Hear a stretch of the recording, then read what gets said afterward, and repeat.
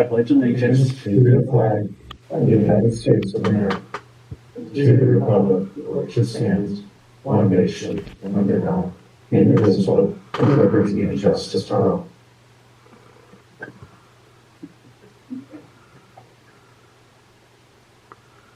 Okay. Roll call. Director Coleman. here. Director Barney. Here. Director Morgan's here. Director Allred. Here. Okay. And Director Valentine's absent. So we have 4 directors in attendance. Is Director Valentine not appearing via Zoom? He is not. Okay. Okay. Do I hear a motion for approval of the agenda? Motion. Second. All those in favor? Aye. All those opposed? The ayes carry. Okay, item 2, community announcements and public comments on items not on the agenda. This includes those of you on the phone or Zooming. Feel free to pipe in. Sure. Make sure you turn the microphone on, please. John on there. Good afternoon, Karen Sanders with Supervisor Scrivener's office. Should I repeat that? Karen Sanders with Supervisor Scrivener's office. This Thursday, the 7th, at I think is at 1 o'clock. I apologize. My brain has gone blank. There will be a community meeting at the Veterans Building regarding a financial institution possibly coming to Mojave. If you have not received an invitation, it's not necessary that you have one, but if you would share your email address with me, I can send you one so you can reserve your spot. But we'll have a representative from United Security Bank here, along with representation from the Kern Economic Development Corporation. So those folks will be here, and I encourage you to attend and pass the word along. Thanks. Thank you. Okay, any other community announcements?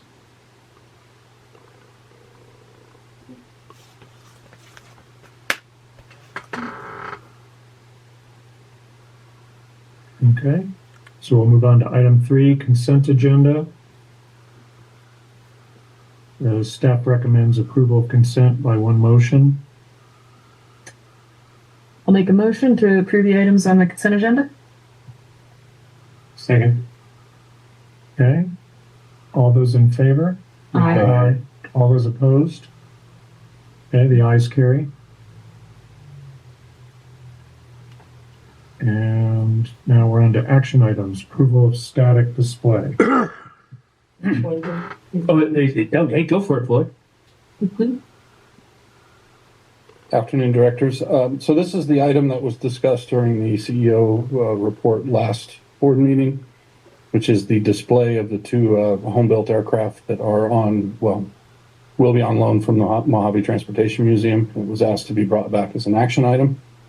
A little bit of history of the 2 vehicles, or where we are to get to this point today. Some time ago, the Transportation Museum approached the airport about displaying the vehicles, and we did discuss it, I think more than a year ago. And it was kind of tabled because the district did not have any funds in the budget to display. So in the meantime, the Transportation Museum had come back to the district and had been in discussions with Terrigen about donating some funds to enable us to display the 2 aircraft. So there's 2 parts to the action item. One is we have not brought before the board an agreement to accept the aircraft and display them, and then asking direction from the board as far as how we will display them, which is an item that needs to be included in the agreement. So we had discussed some time ago hanging them in 137.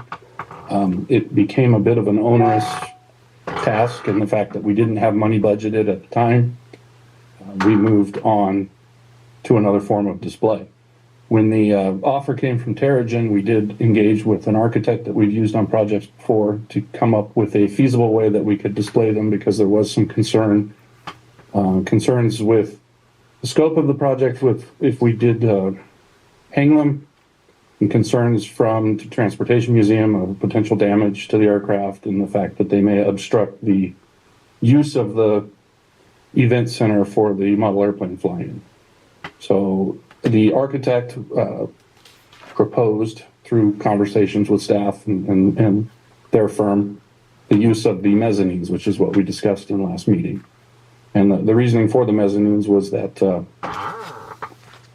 it's a simple project to build. They're off-the-shelf items that we can purchase. We can build out underneath them, as discussed last meeting. If we wanted to create an additional museum display, we can use the underside, and it does protect the vehicles somewhat from sports events or whatever happens in the gym when staff are not there supervising.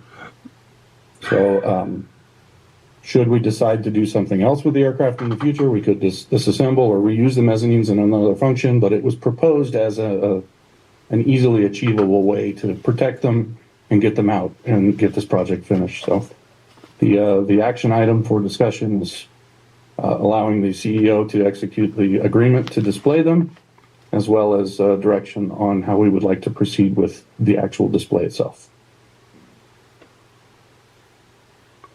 Okay, any discussion? Well, the agreement with Mojave Transportation Museum, it looks pretty straightforward. I have no qualms with it. Seems reasonable. And having $100,000 donation, that's impressive alone for that. I mean, there's other museums that can't get that kind of money at a snap of the fingers like that. So keep that coming in. Now there's going to be like a plaque or some commemorating the company. And how about the owners of the airplanes? I mean, they donated these. So are they going to be partially recognized at all? I don't think that's an issue at all. I think it's appropriate, like you're pointing out. Yeah. I mean, they might have built it easy or something. It's like, Give some history on it as well. Yeah. Absolutely. Okay.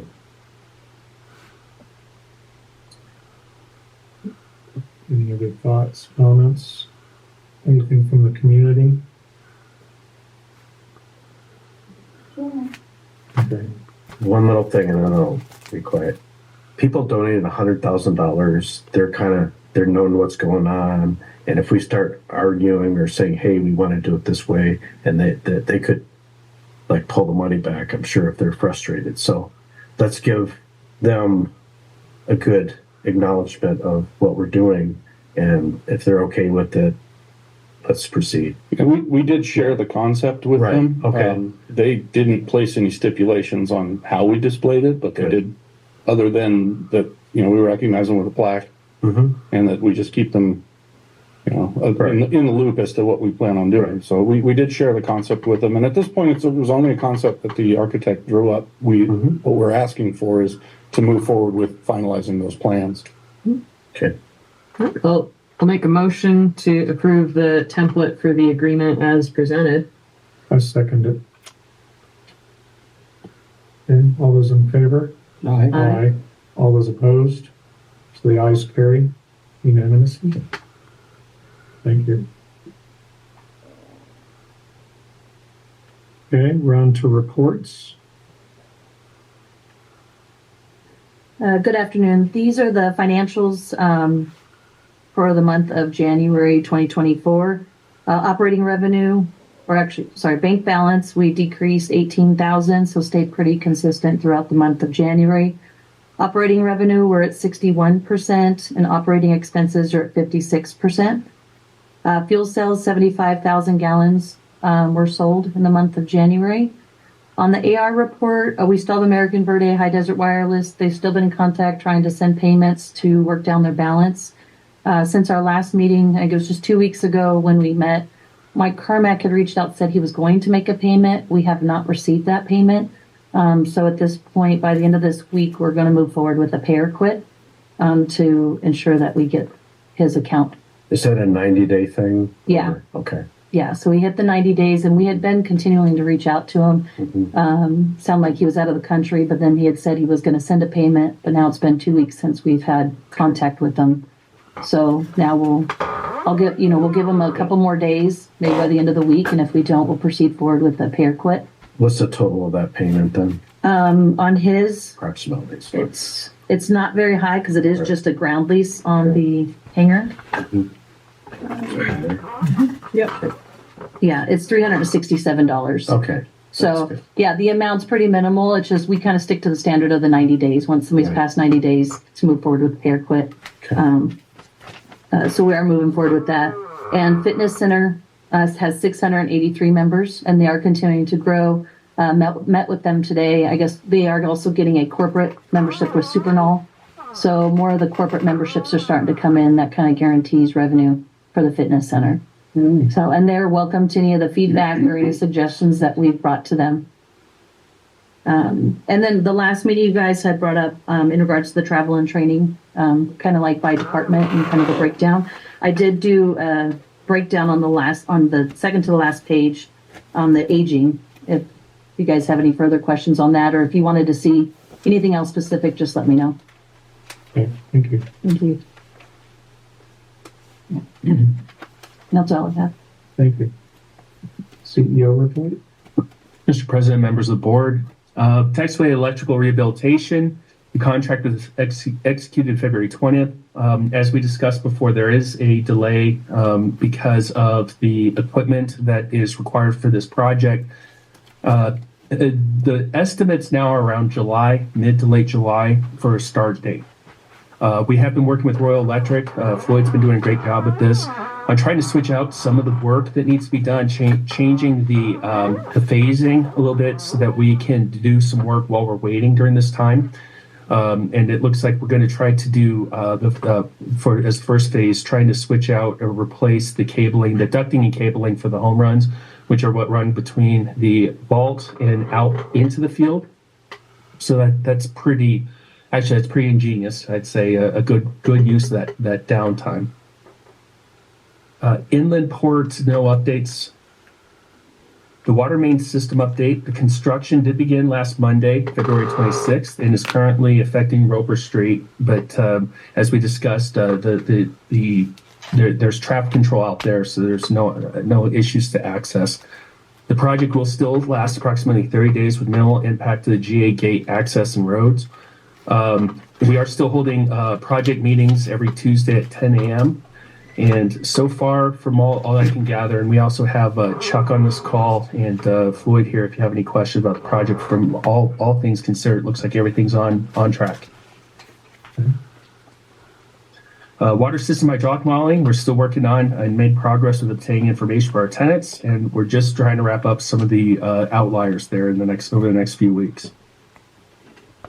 Hangar development, and we're still working with local equity to get some final information, including like environmental and those sorts of things that they have questions about. So we're hoping that we're on track for potentially establishing a ground lease with them in the next couple of months, which is on track with what we estimated for in the beginning when we signed our original agreement with them. As far as the general aviation complex maintenance, crack repairs were completed to the southeast taxi lane adjacent to hangars 969 and 934. We will start to schedule additional crack repairs west of hangar 973 after April 16th.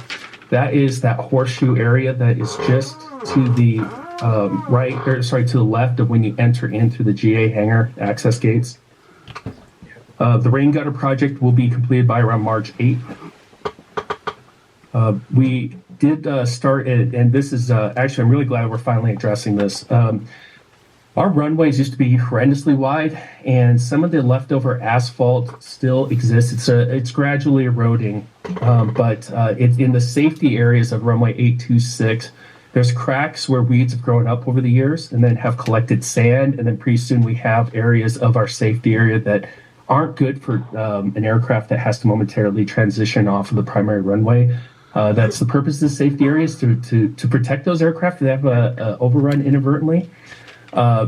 Floyd's team has gone out and tested out a way to try to pull up some of those weeds and some of that dirt so that we can go ahead and get those areas leveled better. And it also helps with drainage as well. And it actually works. I'm very impressed with how that's turning out so far. So they've worked on one side of 826 west of taxiway Echo. The remainder they'll work on in April to try to get the rest of the safety areas cleaned up. They did do a biennial switch of the wind cones, so you'll see nice orange, deep orange wind cones out there, which are important. Any other highlights? Last week, I did meet with State Senator Shannon Grove to discuss the airport's needs and what we're doing out here. She is aware of our concerns about transitioning to unleaded gasoline, aviation gasoline. Interesting story. She asked how that would impact testing operations at Mojave. I said, right now it's not an issue, but in the future, it could have an impact on some of the testing operations if California, I doubt they'll go down this road, but if they did, say, you must transition by this date, there could be an interruption in operations. She said that there's some possibility to introduce some legislation that could help us out if necessary. So we're going to continue to have conversations.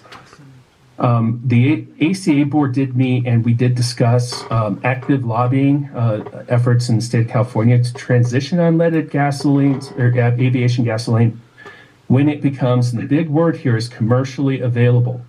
The reason why we're bringing up commercially available is, yes, there are approved unleaded fuels, okay, but there's nobody that's producing them right now.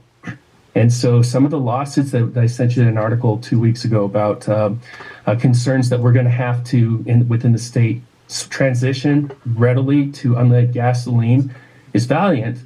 But if nobody's producing it, we don't have, when I say pipelines, I mean not literal pipelines, but methods or transportation logistics figured out, it's a fruitless effort. It would be insane to go down that road. So we are working behind the scenes with our state legislators to educate them on those concerns. And I think everybody's on board with, we want to have a safe fuel.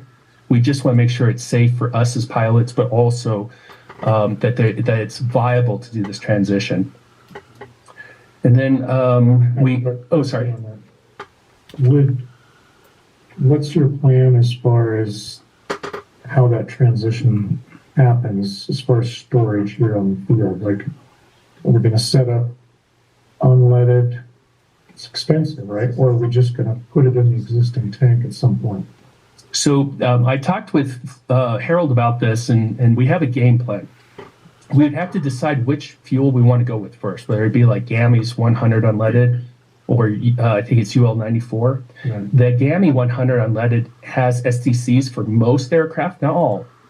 The concern is that we don't know if it's been tested for the piping, the hoses that we use, and those sorts of things. So that's a critical component.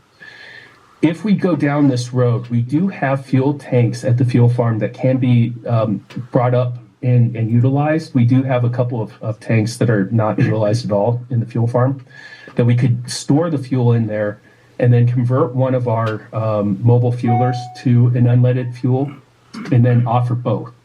Because I think all of us here can agree, just overnight switching over to something like that would not be a good idea. We would want to offer both at first and then do a gradual transition to where we are strictly unleaded. So you would do that like through a fuel truck rather than until you empty the self-serve pump as a tank. Mm-hmm. What you're saying is you don't want to mix the two. You can't. And what's really interesting in the airplane. Well, I think you can. You can mix MoGas and 100 low lead. I don't know that you could mix the other People ones. have been using certified airplanes and doing testing where they put it, they take a bearing, they put it in one tank, not the other. And then after the test, they go back and fill it up with 100 low lead. So there may be other reasons we don't want to mix them, obviously, because then we would have to placard it as, if the engine's not certified for the new fuel, a blend obviously would not be good. But have you kind of thought through that scheme? Like you're saying, we would have to have another tank on the field, or could you just do it with trucks until you drain one tank and then substitute, assuming that the plumbing's all compatible, let's say? We could go either method. I mean, are we talking about a big investment? Is what I'm trying to get at. Is Mojave actually is one of the rarities. I don't think we'd have to invest in anything. We'd have to work with AvFuel to see if they will approve of us using one of our 200 low lead fuel trucks to use like 100 unleaded. Okay, and then make sure it's properly prepared for it, whether we have to clean it or whatever. Relatively small investment. Yeah. We're not talking about purchasing any large capital equipment to accommodate having both. No. At this point. Okay. No, we're very fortunate for that. So the self-serve would be which fuel then? So when we go down this road, we'd have to obviously have a conversation about that. That is at Watsonville Airport. They have that fuel, but it's like $3 more expensive than 100 low lead. But I think that's allowed to mix. Okay, I mean, So that would be, GAMI, I think is the name, but that needs to be straightforward, obviously. But I've heard mixing is okay, but I haven't used it, so. Yeah, I'm learning more about it every day. Okay. I do know that 100 UL and it makes sense, like 94, would not, you can't, the two unleaded fuels that are available right now, you can't mix. yeah. But as far as 100 low lead, I don't know. It sounds like you guys know more about this than I do. Mhm. And then I just had to finally, just a reminder about the meeting on Thursday with Mojave, the Mojave community to discuss the feasibility of bringing back a bank here. And the meeting will be held at 1. It's interesting. I put 1:30, but I think it's supposed to be at 1. So I think you're right. Okay, it is 1. Okay. So strike that. My apologies. At the Mojave Veterans Building. But that's all I have for the board. And the airport, I am participating in that meeting on Thursday at the Veterans Building. Mhm. Okay. We don't have any board committees, so we'll move on to item 6, which is director comments. Did we skip item B? RF? Yeah, Did I blank out? And she was. we did. We went from A to C. Did. Mm. Does Ariel not want to talk to us? She was waiting for her chance. Good afternoon, directors. I just wanted to give a quick heads up. It's just a report only that we are making some changes to our board policies. The one I am working on, policy 700, will have the most impactful changes. With our transition from the security to operations department, we had to change some of the language to reflect the new operations department, things like security manager, having operators report to a security manager, which is a position that no longer exists. Simple language like that.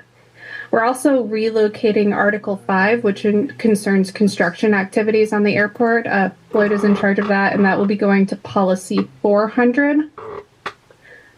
Some of the provisions I added in policy 700 will be the large UAS, reflective of the new LOA and procedures that we follow for large UAS operations on the airport. Special operations requests. So, for instance, on any of our testing operators that need to utilize any surface of the runway. So typically, historically, they've always taken place on runway 30. We do have operations that can take place on other areas of the airfield. So we're changing some of the language for special operations requests that wouldn't necessarily tie up our large runway. And also we're adding in policies and procedures and language for test site testing operations.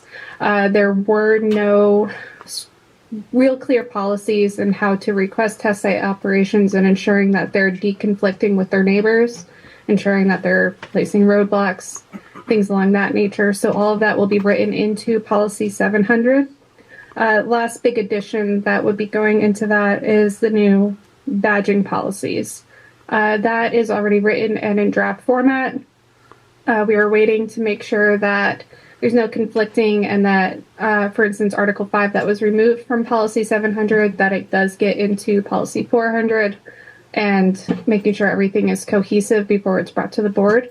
But I did want to give the board a heads up that those changes are taking place. And I believe there was another document that'll be submitted in that. Am I missing one, Carrie? It was 700 and possibly 300. Thanks. Questions, comments? Okay, Thank you. thank you. Okay. Now to item 6, director comments on items not on the agenda. I have one, or some. I was able to talk with Carrie last week about the money, revenue, what it does, and looking back on the airport, there's kind of one episode that kind of stands out to me. Although it doesn't compare to a $2 million water pipe that's going in.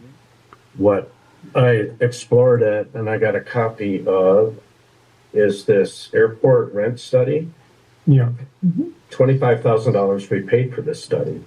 And I think if you go page by page, let me put some of the highlights that I agree. So $25,000 for 31 pages, and then a lot of index and everything. And then you get into the rents, and then there's comments in here. As such, the approach was not deemed as appropriate, and that's kind of talking about what they're doing.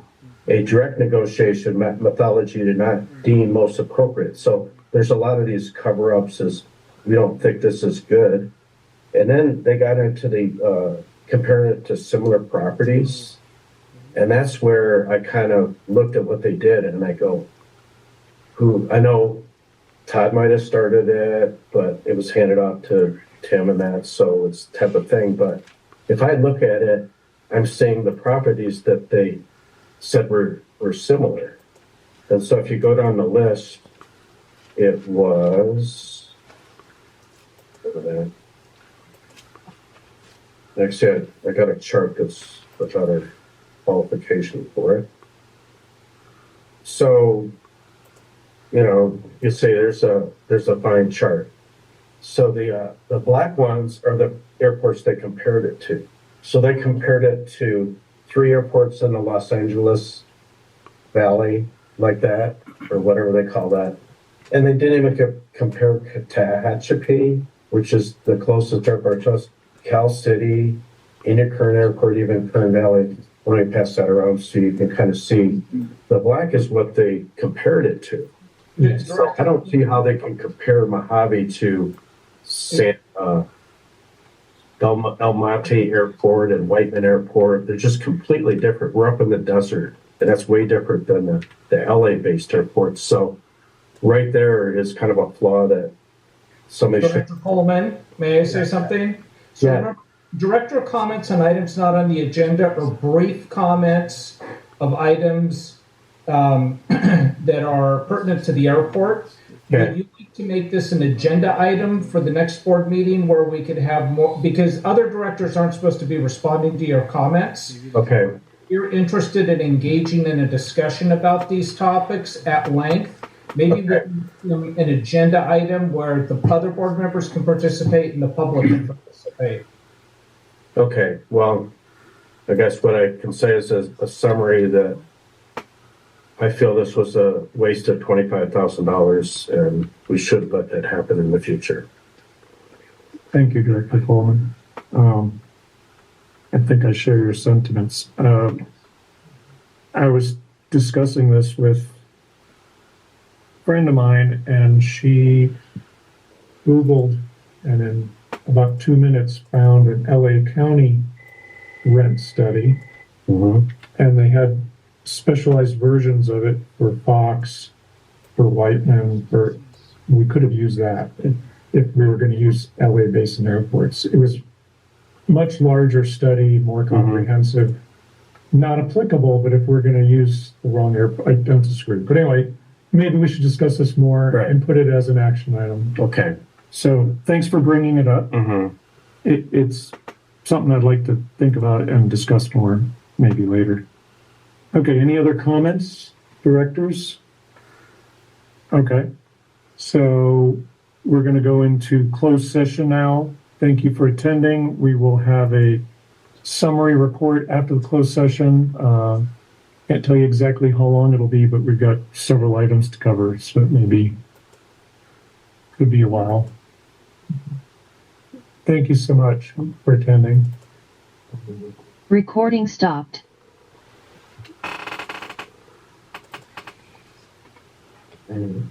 Well,